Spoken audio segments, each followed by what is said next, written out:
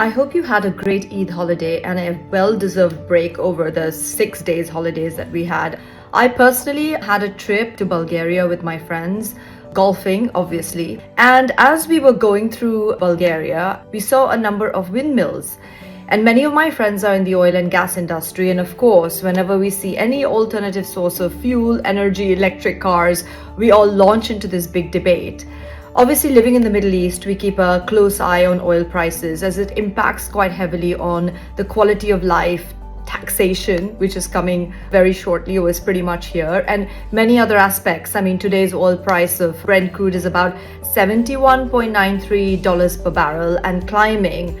The trends have been pretty good in the oil industry. I was sitting with a client yesterday who do oil and gas offshore transportation in the oil and gas industry, and they were saying that the outlook for the next 3 to 4 years is extremely positive.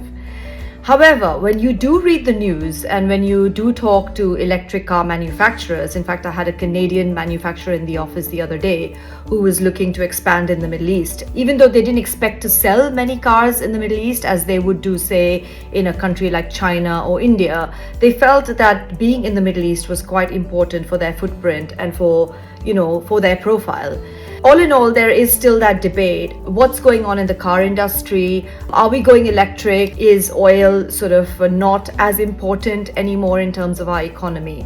Obviously, General Electric, Lotus, Volvo, many of the manufacturers have pledged to go fully electric by 2035. But it remains to be seen whether that will actually happen in reality, because I think the dependence on oil is still plentiful, and there are many countries, such as obviously the countries here in the Middle East, that are very much sort of petrol centric, if I can call it that. When I talk to everybody around us and when I talk to the oil and gas industry, there are challenges in going fully electric. Number one is, where is the electricity coming from? Is it coal fueled, and is that depleting the coal reserves and the environment? It matters how electricity is made. So whilst broadly speaking, electric cars have less emissions than cars run on petrol or other sources of fuel, you have to see where the electricity is made and what or how much coal is being burnt as a result of that process. And the second aspect is, what about batteries and the production of batteries?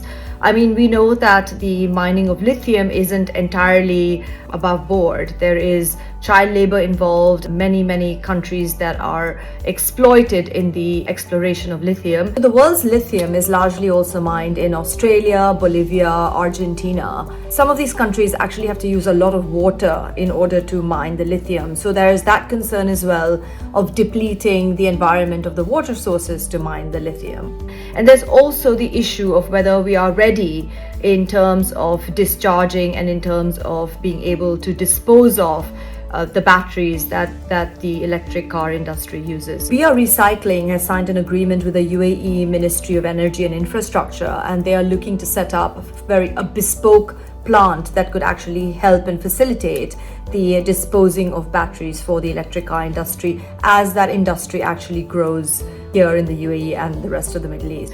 So I love this. As a lawyer, this is the great debate as well, I guess.